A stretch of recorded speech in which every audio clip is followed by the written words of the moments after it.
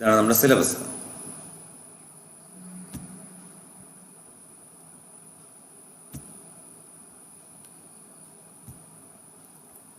Alkaloids, classification, source, structure and physiological functions of nicotine, coniine and piperine. അതിൽ nicotine നമ്മൾ പറഞ്ഞു കഴിഞ്ഞു, കോനിൻ പറഞ്ഞില്ല, ഞാൻ ഒന്നുകൂടി പറയാം.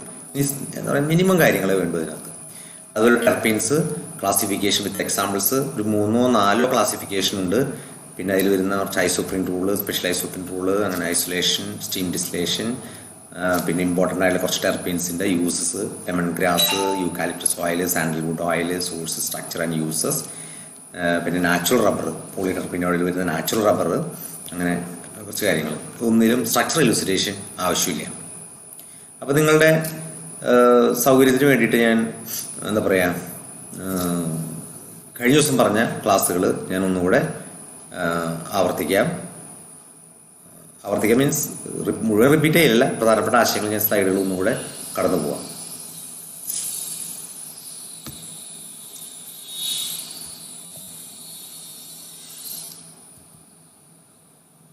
ആൽക്കലോയിഡ്സ് എന്താണ്, പിന്നെ അതിൻ്റെ classification, general properties of alkaloids,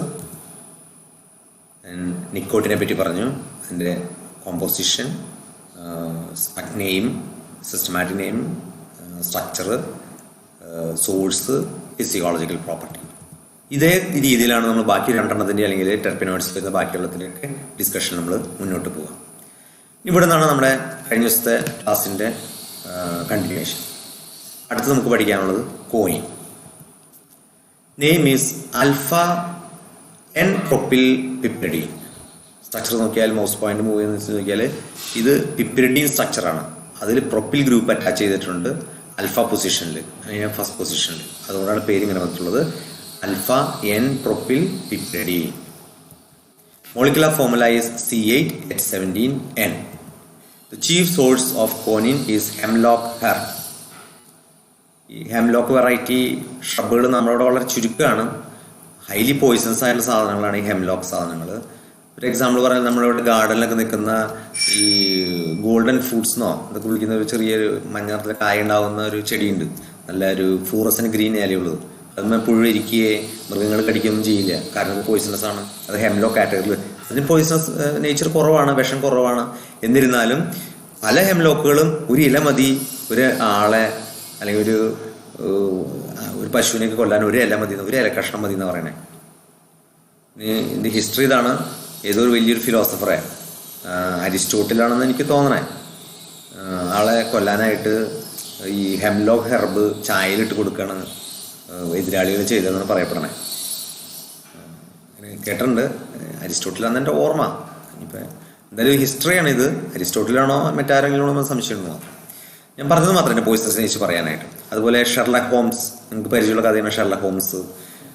Konan ഡോയൽ അതിൽ അല്ലേ, നിങ്ങൾക്കറിയാം. അതിൽ it occurs in the seeds and other parts of the plant as its salts of malic acid and caffeic acids.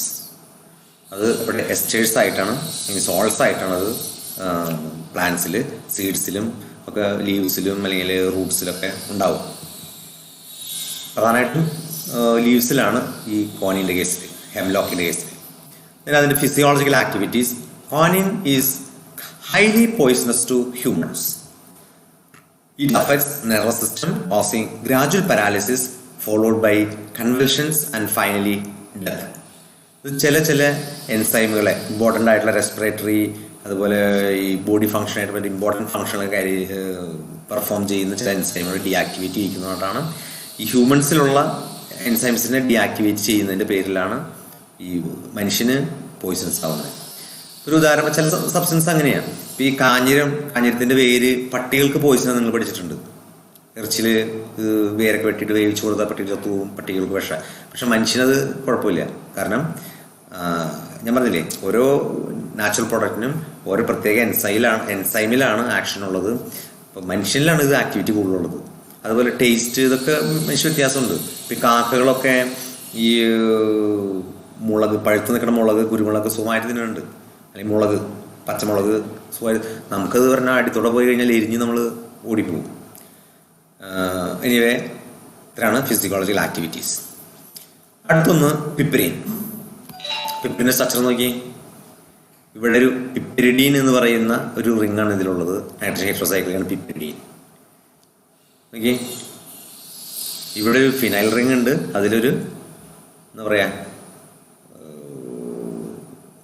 നമ്മൾ ക്ലാസിഫിക്കേഷനിൽ പറഞ്ഞു പിപ്പെരിൻ്റെ എക്സാമ്പിൾ, നിങ്ങൾ ഓർക്കുന്നുണ്ടാവും, ഞാൻ നേരെ കളയുന്നില്ല. Molecular formula is C17H19NO3. IUPAC name is 1,5,1,3-benzodiazole 5-aryl 1-oxo 2,4-pentadienyl piperidine. ഇതിൻ്റെ IUPAC name ഒരു 10 minute പിടിക്കുന്നത് explain ചെയ്യാനായിട്ട്, ഓരോ ഗ്രൂപ്പുകൾ ഇന്ന പൊസിഷനിൽ പറയാനായിട്ട്. ഇവിടെ ഒരു കോംപ്ലക്സ് സിറ്റുവേഷനാണ്. ബ്രാഞ്ചിങ് നിങ്ങൾ പഠിച്ചിട്ടുണ്ട്. ഇനി അതിൽ ബ്രാഞ്ചിങ് വരുന്ന കേസാണ് ഇത്. ബ്രാഞ്ചിങ് ഇൻ ബ്രാഞ്ചിങ് മനസ്സിലായോ? അതുകൊണ്ടാണ് ഓർഡിനറി പാരാന്തസിസ്, പിന്നെ സ്ക്വയർ പാരാന്തസിസ്, സ്ക്വയർ ബ്രാക്കറ്റ് ഒക്കെ ഇട്ടിട്ടുള്ളത്. ബ്രാഞ്ചിങ് അല്ല, അതിലും ബ്രാഞ്ചിങ്. അത് ബ്രാഞ്ചിങ് ഉള്ളൊരു ഒരു ബ്രാഞ്ചായിട്ട് വേറൊരു മോളിക്യൂൾ നിൽക്കുന്നു. ഇങ്ങനെ പറഞ്ഞാൽ കൺഫ്യൂഷൻ ഉണ്ടാക്കുള്ളൂ. എനിവേ ഇതിൻ്റെ പേരിൽ വലിയ ബുദ്ധിമുട്ട് നിങ്ങൾ നോക്കണ്ട, കാരണം ഇത് കോംപ്ലക്സ് ആയതിൻ്റെ പേരിൽ ഇത് ചോദിക്കാൻ സാധ്യതയില്ല. സ്ട്രക്ചർ ചിലപ്പോൾ അറിയേണ്ടി വരും. Then physiological activity. Piperin does not have any toxic physiological activity, but it has beneficial effects. നമ്മൾ ഫിസിയോളജിക്കൽ എഫക്ട്സ് എന്നാണ് നമ്മൾ പ്രധാനമായിട്ടും പറയുക. അത് പോസിറ്റീവ് വേയിലാവാം, നെഗറ്റീവ് വേയിലാവാം. ഈ കോനിൻ അതൊരു നെഗറ്റീവ് വേയില്ല, കാരണം അത് പോയിസണസ് ആണ്, ഡെഡ്ലി പോയിസണാണ് മനുഷ്യന്. ഇത് ഈ ഫാർമസ്യൂട്ടിക്കൽ പർപ്പസിന് ഉപയോഗിക്കുന്നതാണ്. ഇത് പോസിറ്റീവ് ബെനിഫിഷ്യൽ എഫക്റ്റ് ഉള്ളതാണ്. It is the essential ingredient of many Ayurvedic medicines. It stimulates digestive enzymes of pancreas and hence enhances the digestive capacity. It, when consumed, reduces the gastrointestinal food transit time. It is widely used as analgesic, antipyretic, anti-inflammatory, anticonvulsant, and CNS depressant activities. ഇതൊക്കെ എന്താണെന്ന് നിങ്ങൾക്ക് അറിഞ്ഞു വരിക. Analgesic എന്ന് പറഞ്ഞാൽ എന്താ? Pain relieving drugs ആണ്, വേദന സംഹാരികൾ. ആന്റിപൈററ്റിക് എന്ന് പറഞ്ഞാലോ പനി കുറയ്ക്കുന്ന അല്ലെങ്കിൽ ബോഡി ടെമ്പറേച്ചർ കൂടുമ്പോൾ കൊടുക്കുന്ന മെഡിസിനാണ് ആന്റിപൈററ്റിക്. ആന്റി ഇൻഫ്ലമേറ്ററി, ദേഹത്തിന് നീർക്കെട്ടോ സ്വെല്ലിംഗ് ഒക്കെ വരുമ്പോൾ കഴിക്കുന്ന മരുന്നാണ് ആന്റി ഇൻഫ്ലമേറ്ററി. ആന്റി കൺവൽഷൻസ് എന്ന് പറഞ്ഞു കഴിഞ്ഞാൽ നമുക്ക് ഇടയ്ക്ക് എന്താ പറയുക, ഒരു നേരത്തേക്ക് നമുക്ക് ഒരു പ്രസൻസ് ഓഫ് മൈൻഡ് നഷ്ടപ്പെടുന്ന അല്ലെങ്കിൽ ചെറിയൊരു തലകറക്കം പോലെ ഫീൽ ചെയ്യുന്ന ഒരു സംഗതിയാണ് കൺവൽഷൻസ്. അതിന് അഗേൻസ്റ്റ് ആയിട്ട് കൊടുക്കുന്ന മരുന്നാണ് ആന്റി കൺവൽസൻ. ഈ CNS depressant activities, CNS centres of nervous സിസ്റ്റത്തിനെ ഡിപ്രസ് ചെയ്യുന്ന അല്ലെങ്കിൽ അതിന് ഫീലിംഗ് ഓഫ് വെൽബീയിങ് ഉണ്ടാക്കുന്ന മെഡിസിനാണ് ഇത്. പരീക്ഷാ പേടിയൊക്കെ വരുന്ന കുട്ടികൾക്ക് എല്ലാത്തിനും ഈ ചുക്ക് കാപ്പി, കുരുമുളക് കാപ്പി ഇങ്ങനെ കൊടുക്കുക. കാരണം എന്ന് വെച്ച് കഴിഞ്ഞാൽ ഇത് എല്ലാത്തിനും പറ്റും. തലവേദന, പനി, ദേഹത്ത് ഉറങ്ങി കുറച്ച് പഠിക്കുകയാണെങ്കിൽ ദേഹത്ത് നീർക്കെട്ടൊക്കെ ഉണ്ടെങ്കിൽ അത് പൊക്കോളും. അതുപോലെയുള്ള മറ്റ് പ്രശ്നങ്ങൾ. അതുപോലെ നമുക്കൊരു ഫീലിംഗ് ഓഫ് വെൽബീയിങ്, അത് കുടിച്ച് കഴിയുമ്പോൾ നമുക്കൊരു ഉഷാർ തോന്നും. അമ്മമാർ സ്നേഹത്തോടെ ഉണ്ടാക്കി തരുമ്പോൾ നമ്മൾ കുടിക്കുകയും ചെയ്യും. Then terpenoids. Terpenoids consist of a large group of compounds widely distributed in plant kingdom. They occur in the various parts such as leaves, flowers, fruits, stem, seeds, etc. of plants and are responsible for the fragrance associated with these parts. മുല്ലപ്പൂ നിങ്ങൾക്കറിയാം, അതിന് പ്രത്യേക മണമുണ്ട്. നമ്മളെവിടെ നിന്നാലും അറിയും, പെട്ടെന്ന് അടിച്ച് കയറുന്ന മണമാണ് മുല്ലപ്പൂവിൻ്റെ. ഇതുപോലെ ഓരോ പൂവിനും, മുല്ലപ്പൂവിന് അതിൽ ഒരു പ്രത്യേക ടെർപ്പിനോയിഡ് ഉണ്ട്. ആ ടെർപ്പിനോയിഡിൻ്റെ സ്മെല്ലാണ് നമുക്ക് മുല്ലപ്പൂവ് കാണുമ്പോൾ നമുക്ക് ഫീൽ ചെയ്യാൻ. മുല്ലപ്പൂ കണ്ടില്ലെങ്കിലും അതിൻ്റെ ഫീല് നമുക്ക് കിട്ടും. എവിടെയെങ്കിലും മുല്ല വിരിഞ്ഞിട്ടുണ്ടെങ്കിൽ അതിന് മണം നമുക്ക് വരും. അതുപോലെ ഓരോ ചെടികളും, ഇപ്പോൾ കറുവപ്പട്ടയാണ് നമ്മൾ മണത്ത് നോക്കുക ചെയ്യുക. അതിന് മണം കിട്ടുമ്പോൾ നമുക്കറിയാം കറുവപ്പട്ടയാണ്. ഏലക്കായ, ഓറഞ്ച്, എവിടെയെങ്കിലും ഒരു ഓറഞ്ച് പൊളിച്ച് കഴിഞ്ഞാൽ അപ്പോൾ സ്മെല്ല് നമ്മൾ മൂക്കിലടിക്കും. ഓറഞ്ച്, ഇഞ്ചി പുൽത്തൈലം, സാൻഡൽ ഓയിൽ, അല്ലേ, എല്ലാം ഓരോന്നും ഓരോ ഈ ടെർപ്പിനോയിഡും ഓരോ പ്ലാന്റ് പാർട്ടിൽ, ചിലതിൻ്റെ വേരിലാണ്, ചിലതിൻ്റെ ഇലയിലാണ്, ചിലതിൻ്റെ കായയിലാണ്, ചിലതിൻ്റെ സീഡിലാണ്, ചിലതിൻ്റെ ഈ ബാർക്കിലാണ്. അങ്ങനെ ഈ തരത്തിൽ പലതരത്തിൽ ഉണ്ടാവും, പല പാർട്സിൽ. കൂടുതൽ എക്സ്പ്ലനേഷൻ പോകുന്നില്ല, നമ്മുടെ സമയം മുന്നോട്ട് പോകാൻ. Terpenoids consist of a group of hydrocarbons, most of which have molecular formula C5H8. ഈ C5H8 നിങ്ങൾ മുൻപ് കണ്ടിട്ടുണ്ടാവും. അതിൻ്റെ പോളിമറായിട്ടാണ് ഇത് എക്സിസ്റ്റ് ചെയ്യുക. നമ്മളതിനെ ഐസോപ്രീൻ എന്ന് വിളിക്കുക. ഈ C5H8 ഇത് നമ്മൾ ഐസോപ്രീൻ എന്ന് വിളിക്കുക. അതിൻ്റെ പോളിമറാണ് ഈ ടെർപ്പിനോയിഡ്സ് എല്ലാം തന്നെയും. പോളി ഐസോപ്രിൻസ് എന്ന് പൊതുവെ നമ്മൾ വിളിക്കുക. അപ്പോൾ ഞാൻ പറഞ്ഞതായിരുന്നു, terpenoids consists of a group of hydrocarbons, most of which have molecular formula C5H8 n times or their oxygenated derivatives. Derivatives എന്ന് പറഞ്ഞാൽ നിങ്ങൾക്ക് ഹൈഡ്രോകാർബൺ എന്ന് പറഞ്ഞാൽ നിങ്ങൾക്കറിയാം അതിന് ഡെറിവേറ്റീവ്സാണ് ഓർഗാനിക് കോമ്പൗണ്ട്സ് ഒക്കെ. ഇപ്പോൾ ഒരു ബെൻസീനിൽ ഒരു ഹൈഡ്രജൻ മാറി ഒരു OH ഗ്രൂപ്പ് വരുമ്പോൾ കാർബൺ ഹൈഡ്രജൻ മാത്രം അഡീഷണൽ ഓക്സിജൻ കൂടി എന്ത് വരും ആ OH ഗ്രൂപ്പിൽ. അപ്പോൾ അതിനെ നമ്മൾ ഫീനോൾ നമ്മൾ വിളിക്കുക.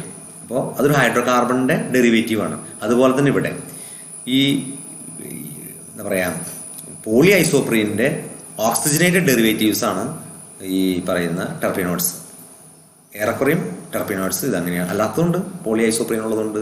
ഞാൻ പറഞ്ഞ ഒന്നുകൂടെ പറയുന്നു, ടെർപിനോയിഡ്സ് എന്ന് പറഞ്ഞാൽ ഒന്നുകിൽ ഐസോപ്രീൻ്റെ പോളിമർ C5H8n നമ്മളിതിൻ്റെ പോളി ഐസോപ്രീൻ നമ്മൾ വിളിക്കും, അല്ലെങ്കിൽ അതിൻ്റെ ഓക്സിജനേറ്റഡ് ഡെറിവേറ്റീവ്സ് ആൾക്കോൾസ് ആവാം, ആൽഡിഹൈഡ്സ് ആവാം, കീറ്റോൺസ് ആവാം, which possess characteristic pleasant odors.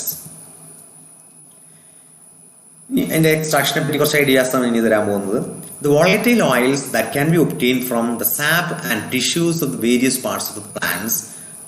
I already mentioned the various plant parts from where we are isolating. We isolate the terpenoids. It may be flowers, stems, fruits, leaves, roots, etc. And these plant parts from these plant parts by steam distillation, okay, they are called essential oils. I repeat, the volatile oils that can be obtained from the sap and tissues of the various parts of the plants by steam distillation are called essential oils. The chief constituents of the essential oils are the steam volatile terpenoid hydrocarbons called terpenes and their oxygenated derivatives, alcohols, ketones, aldehydes that I already mentioned. Due to their pleasant odors, they are used in perfumery since very early times. ഈ സുഗന്ധദ്രവ്യ വ്യാപാരത്തിലെ ഏറ്റവും important ആയിട്ട് സാധനമാണ് ഈ essential oil, അല്ലെങ്കിൽ ഈ poly ടെർപിനോയിഡ്സ്, അല്ലെങ്കിൽ എന്താ പറയുക പോളി ടെർപിനോയിഡ്സ് എന്ന് പറഞ്ഞാൽ ശരിയാവില്ല, ടെർപിനോയിഡ്സിൻ്റെ ഈ ഓക്സിജനേറ്റഡ് ഡെറിവേറ്റീവ്സ് പ്രധാനമായിട്ടും. ഇനി അതിൻ്റെ ഐസൊലേഷനെ പറ്റിയാണ് പോണേ. ഐസൊലേഷൻ രണ്ട് കാര്യങ്ങൾ അതിന് കൂടെ പറഞ്ഞോട്ടെ. ഈ ഐസൊലേഷൻ പറയുമ്പോൾ അതിൽ പ്രധാനമായിട്ടും രണ്ട് സ്റ്റേജാണ് പ്രധാനമായിട്ടുള്ളത്. ഈ പ്ലാന്റ് പാർട്ട് അതിനെ നമ്മൾ മാസിറേറ്റ് ചെയ്യും. മാസിറേറ്റ് വെച്ചാൽ ചതക്കുകയെ, ഉടക്കുകയെ, പൗഡർ ചെയ്യേ, സൗകര്യപൂർവ്വം അർക്കപ്പൊടി പോലെ ഫോമിലാക്കേ, അരക്കേ, സൗകര്യപോലെ ചെയ്യുക. മാസിറേറ്റ് ചെയ്യുക, ഉടയ്ക്കാന്നാണ് അർത്ഥം. മാസിറേറ്റ് ചെയ്യുക. മാസിറേറ്റ് ചെയ്തതിന് ശേഷം അതിനെ ഈ സ്റ്റീം ഡിസ്റ്റിലേഷൻ നടത്തും. ഒരു പ്രത്യേക സോൾവെന്റ് ഉപയോഗിച്ച്, വാട്ടർ മിക്കവാറും കേസ് ഉപയോഗിക്കുക, സ്റ്റീം ജനറേറ്റ് ചെയ്യാൻ. സ്റ്റീം ഡിസ്റ്റിലേഷൻ ആണ് പ്രോസസ്സ്. അപ്പോൾ വാട്ടർ സോൾവെന്റ് ആകുമ്പോൾ സ്റ്റീം ഡിസ്റ്റിലേഷൻ. മറ്റ് സോൾവെന്റുകൾ ഉപയോഗിക്കാറുണ്ട്. എനിവേ സ്റ്റീം ഡിസ്റ്റിലേഷൻ നടത്തി അതിനെ കണ്ടൻസ് ചെയ്ത് കഴിയുമ്പോൾ രണ്ട് ലെയറായിട്ട് ഈ പറയുന്ന എസെൻഷ്യൽ ഓയിൽ സെപ്പറേറ്റ് ചെയ്യും. അതിന് ഫിസിക്കൽ ടെക്നിക്ക് ഉപയോഗിച്ചുകൊണ്ട് നമ്മളതിനെ സെപ്പറേറ്റ് ചെയ്തെടുക്കും. സെപ്പറേറ്റ് ചെയ്ത് തന്നെ പ്യൂരിഫിക്കേഷൻ നടത്തും. അപ്പോൾ അങ്ങനെ രണ്ട് സ്റ്റേജാണ്. രണ്ട് സ്റ്റേജ്. ആദ്യ സ്റ്റേജ് നമുക്ക് മനസ്സിലായുള്ളൂ. ആദ്യത്തെ സ്റ്റീം ഡിസ്റ്റിലേഷൻ, പിന്നെ അതിൻ്റെ സെപ്പറേഷൻ, അത് ആദ്യത്തെ സ്റ്റേജ് വരും. പിന്നെ അതിൻ്റെ പ്യൂരിഫിക്കേഷനാണ് അടുത്ത സ്റ്റേജ്, രണ്ടാമത്തെ സ്റ്റേജ്. അങ്ങനെ രണ്ട് സ്റ്റേജിലാണ് നമ്മൾ സാധാരണ ഇത് പ്രിപ്പയർ ചെയ്യാം. Anyway let me continue.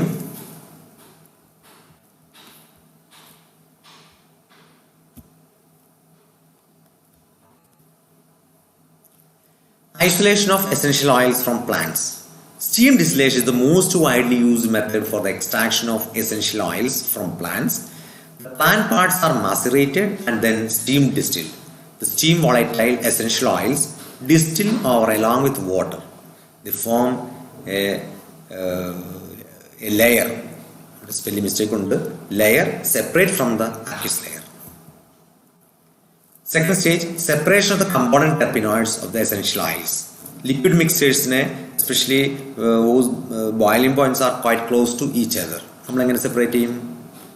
By fractional distillation. Fractional distillation is the technique. The component terpenoids of essential oils can be separated by fractional distillation. The terpenoid hydrocarbons distill first and followed by oxygenated derivatives. Why it is so? Hydrocarbons, the intermolecular force of attraction between different molecules of hydrocarbons are the negligible. I mean, very, very small. Hence, since intermolecular forces of attraction are less, boiling point will be somewhat, they will be more volatile, boiling point will be lower. So it distills first. Whereas in the case of oxygenated derivatives, there may be hydrogen bonding, so boiling point will be higher, so it distills after these hydrocarbons. Citral from oils of lemongrass, lemon, orange, etc. Geraniol from oils of rose, lavender, coriander, etc. Then regarding properties of terpenoids, we have to deal with general properties of terpenoids. Let me enumerate one by one. Most of the terpenoids are colorless, fragrant liquids. They are lighter than water. There are few solid terpenoids also. അതൊക്കെ നിങ്ങൾക്ക് പറയാൻ പരിചയമുണ്ടോ? വല്ലതും ചുരുക്കമുള്ളൂ. കർപ്പൂരം, camphor, solid terpenoid. They are generally insoluble in water, soluble in organic solvents, steam volatile and optically active. Sixth one, chemically they show reactions characteristics of the unsaturation and the functional groups present in their structures. Then regarding their classification, according to the classification, there are several types of, several means 4 or 5 types of classifications are there. Many of them we will discuss one by one. Out of this, for the first classification, you have to deal with a rule which is known as isoprene rule. Actually, it is not a rule, it is a generalization. Let us see.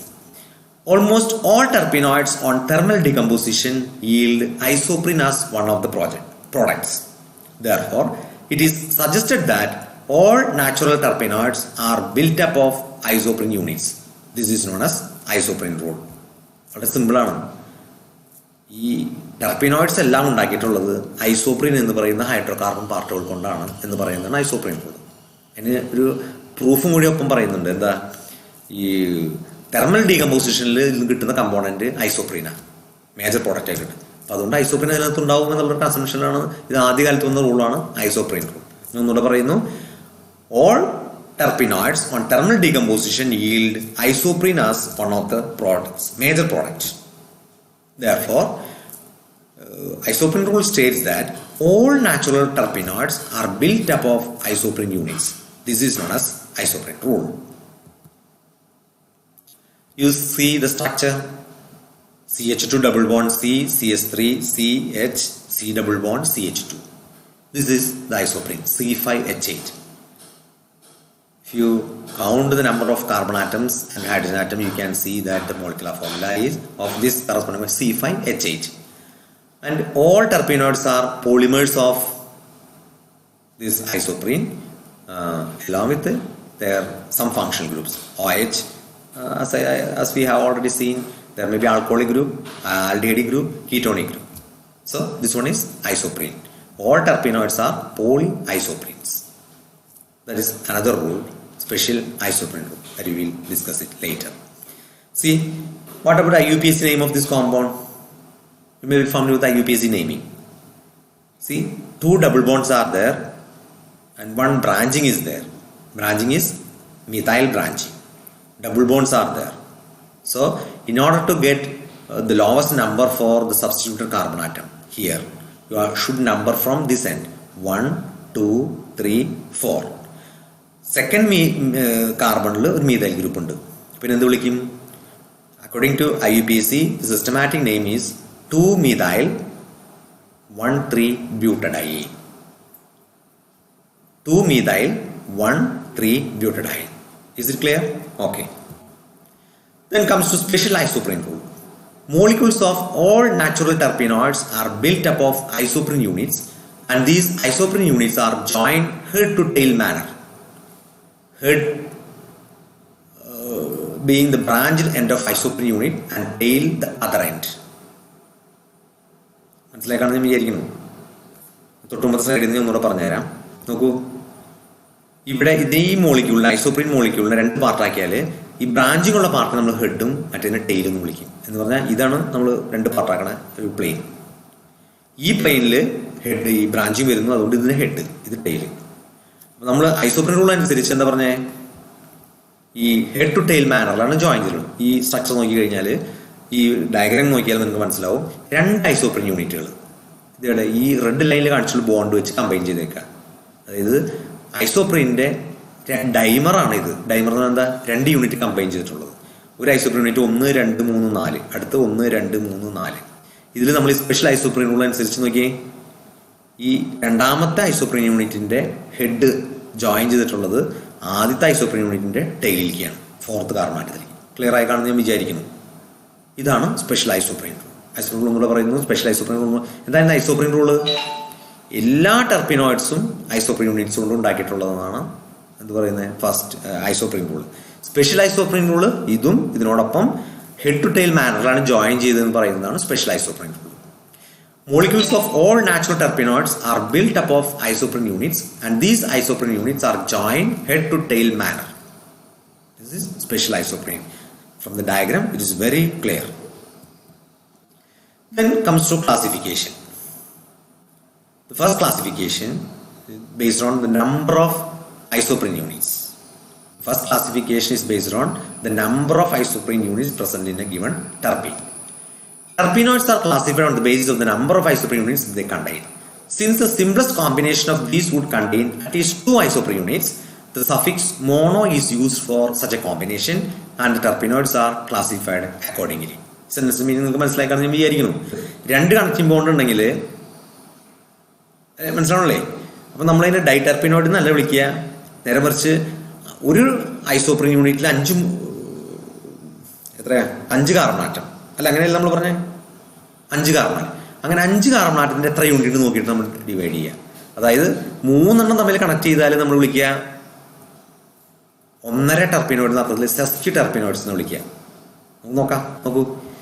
Number of carbon atoms, if it is 10, number of isoprene units will be 2, so it will be monoterpenoids. Okay, 5 carbon atom ഒരു isoprene യൂണിറ്റിൽ, 10 carbon atom ഉണ്ടെങ്കിൽ 2 isoprene unit ഉണ്ടാവും. അതുകൊണ്ട് മോണോട്ടർ, ഒരു ബോണ്ടാണ് ഇവർ തമ്മിലുണ്ടാവുക. അപ്പൊ 2 condition satisfy ചെയ്താലേ നമുക്ക് ചെയ്യാൻ പറ്റുള്ളൂ. ഏതാ? നമ്പർ ഓഫ് കാർബൺ ആറ്റംസ്, അത് 5ന്റെ മൾട്ടിപ്പിൾസിലെ വരിക. അത് 10 ഉണ്ടെങ്കിലേ ഒരു ബോണ്ട് വെച്ച് കണക്ട് ചെയ്യാൻ പറ്റുള്ളൂ. അപ്പോൾ ബോണ്ടും നമ്പർ ഓഫ് കാർബൺ ആറ്റംസും ഒരുപോലെ ഇമ്പോർട്ടൻ്റ്. 2 സാറ്റിസ്ഫൈ ചെയ്താലേ നമ്മളതിന് പേര് വിളിക്കുള്ളൂ. അപ്പോൾ ആദ്യത്തെ വളരെ എളുപ്പമാണ്. രണ്ടാമത്തെ പറയുമ്പോൾ ചെറിയൊരു ബുദ്ധിമുട്ട് തോന്നുന്നു. നിങ്ങൾക്ക് നോക്കിക്കോളൂ. 15 കാർബൺ ആറ്റാണെങ്കിൽ 3 ഐസോപ്രീൻ യൂണിറ്റാണ് അതിലുണ്ടാവുക. അപ്പൊ അതിനെ സെസ്കി ടെർപിനോയിഡ്സ് എന്ന് വിളിക്കുക. ഞാൻ തൊട്ട് മുമ്പ് പറഞ്ഞ പോലെ സെസ്ക്യു എന്ന് പറഞ്ഞാൽ 1.5 എന്നർത്ഥം. മലയാളത്തിൽ നമ്മൾ 1.5 എന്ന് പറയില്ലേ, അതിന്റെ ഒരു ഇംഗ്ലീഷ് വെർഷനാണ് സെസ്ക്യു. അപ്പോൾ 3 ഐസോപ്രീൻ യൂണിറ്റ് ഉണ്ടെങ്കിൽ നമ്മൾ സെസ്കി ടെർപിനോയിഡ് എന്ന് വിളിക്കും. ഇനി 20 കാർബൺ ആറ്റം ഉണ്ടെങ്കിൽ 4 ഐസോപ്രീൻ യൂണിറ്റ് ഉണ്ടാവും, അതിന് ഡൈടെർപിനോയിഡ് എന്ന് വിളിക്കും. 25 കാർബൺ ആറ്റം ഉണ്ടെങ്കിൽ 5 ഐസോപ്രീൻ യൂണിറ്റ് ഉണ്ടാവും, അതിനെ സെസ്റ്റർ ടെർപിനോയിഡ് എന്ന് വിളിക്കുക. സെസ്റ്റർ ടെർപിനോയിഡ്, സെസ്റ്റർ 2 എന്നുള്ളതിന്റെ വാക്കാണ് സെസ്റ്റർ, സെസ്റ്റർ ടെർപിനോയിഡ്. 30 ഉണ്ടെങ്കിൽ 6 ഐസോപ്രീൻ യൂണിറ്റ് ഉണ്ടാവും, ട്രൈടെർപിനോയിഡ് ആണ്. 40 ഉണ്ടെങ്കിൽ 8 ഉണ്ടാവും, ടെട്രാടെർപിനോയിഡ്. ഈ 40 കൂടുതലാണെങ്കിൽ നമ്മൾ അതിനെ പോളിടെർപിനോയിഡ്സ് എന്ന് വിളിക്കുക. അപ്പോൾ ആദ്യത്തെ classification okay, it's based on number of isoprene units. Okay, monoterpenoids, sesquiterpenoids, diterpenoids, sesterterpenoids, triterpenoids, tetraterpenoids, polyterpenoids. Further classification of terpenoids is possible as shown below, based on their cyclic nature. Some terpenoids are acyclic in nature, whereas some are cyclic in nature. And based on this cyclic nature, they are divided into 2: acyclic terpenoids and cyclic terpenoids. Acyclic terpenoids, they have open chain structures. Example: myrcene, citral, geraniol, etc. Acyclic terpenoids are terpenoids having open chain structures, okay, or open chain terpenoids. Myrcene, citral, geraniol are the examples. Then cyclic terpenoids, terpenoids having rings in their structures are called cyclic terpenoids, limonene, alpha-pinene, etc. അപ്പോൾ ഒരു കാര്യം, ഇപ്പം ഇതിന് ഞാൻ examples, ഓരോ classification examples കൊടുക്കണം. അപ്പോൾ തൊട്ട് മുമ്പത്തെ ക്ലാസിഫിക്കേഷനിൽ എന്തുകൊണ്ട് എക്സാമ്പിൾ കൊടുത്തില്ല എന്ന് നിങ്ങൾ ആലോചിക്കും ഒരു പക്ഷേ. അത് വേറെ ഒന്നുകൊണ്ടല്ല, ഇതിന് സ്ട്രക്ചറും കൂടി കണ്ടാലേ നിങ്ങൾക്ക് ഇത് മനസ്സിലാക്കാൻ പറ്റുള്ളൂ. അപ്പോൾ ഇതുപോലത്തെ സ്ട്രക്ചറൽ എക്സാമ്പിൾ ആയിട്ട് നമുക്ക് തരാം, പിന്നീട് വരും. Depending upon the number of rings present, there may be further classification. monocyclic, bicyclic, tricyclic, and so on.